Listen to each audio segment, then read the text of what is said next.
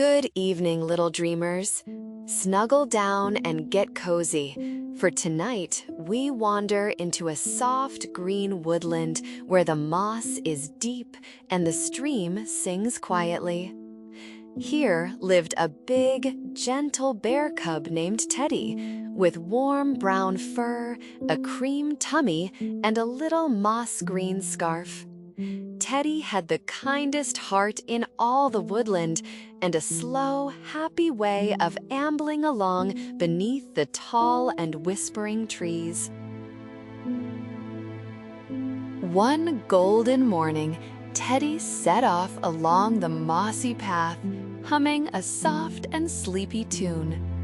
The ferns brushed gently at his sides, and little toadstools peeked up like tiny umbrellas. Sunlight came down in warm and dappled patches, and somewhere a stream went trickle, trickle, trickle. Teddy loved mornings like this, when the whole woodland felt calm and friendly, and there was nothing at all to hurry for. He breathed in deep and smiled. But as Teddy wandered near the little stream, he stopped quite still. He tilted his round head and lifted one big paw. For somewhere close by, he could hear a tiny, frightened sound. Cheep, cheep, cheep. It was small and shaky, like someone who needed help. Teddy's kind amber eyes grew soft with worry. "Oh dear," he murmured gently. "Somebody sounds rather scared. I had better go and see." Teddy followed the little cries to a thorny bramble bush beside the stream.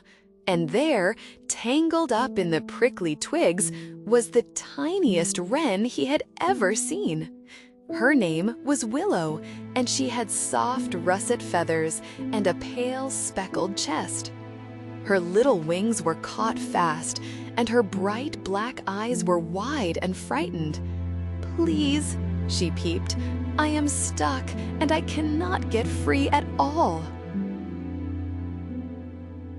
Teddy crouched down low, slow and gentle, so as not to frighten her even more.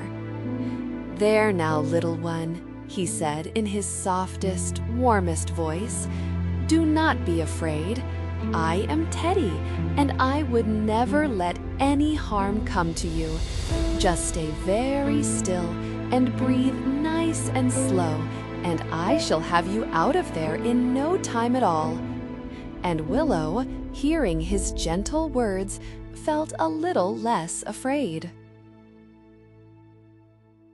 Ever so carefully, Teddy began to part the thorny twigs with his big, soft paws. He was so very gentle, moving each prickle aside a tiny bit at a time, taking great care not to ruffle a single one of Willow's feathers. It was slow and patient work, but Teddy did not mind. Bit by bit, the thorns let go, until at last the little wren was wonderfully, completely free. With a happy flutter, Willow hopped straight up onto the tip of Teddy's nose. "You saved me," she chirped, her little chest puffing with joy. Thank you, kind bear." Teddy went quite cross-eyed looking at her, and he gave a warm and rumbly laugh. "You are most welcome, little Willow," he said. And just like that, in the soft morning light, the big bear and the tiny wren became the very best of friends. The two new friends spent the whole bright afternoon together. They sat side by side on a soft, mossy log beside the singing stream, sharing sweet red berries one by one. Willow told Teddy all about the treetops and the wind, and Teddy told Willow all about the quiet woodland paths. They laughed and they nibbled and they watched the dragonflies dance, and the golden hours drifted by as gently as the stream. As the afternoon grew long and warm, Teddy spied an old hollow log lying among the ferns. "I do believe," he said, sniffing happily, "there might be sweet honey tucked away inside there." Willow perched on a fern nearby to watch. Teddy leaned in close and peered into the dark little opening. Sure enough, there came the faint, golden smell of honey drifting up from somewhere deep inside the cozy hollow log. Teddy reached one big paw into the hollow log, stretching further and further to find the honey. But the log was narrower than he thought. He pushed in a little more, and then, oh dear, his paw would not come back out again. He was stuck. Teddy tugged, and he wiggled, and he pulled, but it was no use. His paw was held fast inside the old hollow log. Teddy pulled and pulled, but the log simply would not let go. And all the while, the woodland was growing dim and blue, for evening was creeping in. The first faint stars blinked open in the sky. Teddy's tummy gave a worried flip. "Oh my," he said quietly, his amber eyes wide. "I am stuck quite fast, and the night is coming. Whatever shall I do now, all on my own?" Far off among the trees, little Willow was settling onto her branch for the night. But just as she tucked in her head, she heard a soft and worried voice carried on the breeze. It was Teddy, calling gently for help. Willow's bright eyes popped open at once. "That is my friend," she peeped. "He needs me." And without a moment's pause, she spread her little wings and flew off into the deep blue twilight. Willow fluttered down through the glowing dusk and landed beside poor Teddy at the hollow log. Soft fireflies had begun to twinkle all around like tiny floating lanterns. At once she saw the trouble. Teddy's big paw held tight inside the narrow log. "Do not worry, Teddy," she said kindly. "You helped me when I was stuck this morning. Now it is my turn to help you. We shall get you free, you will see."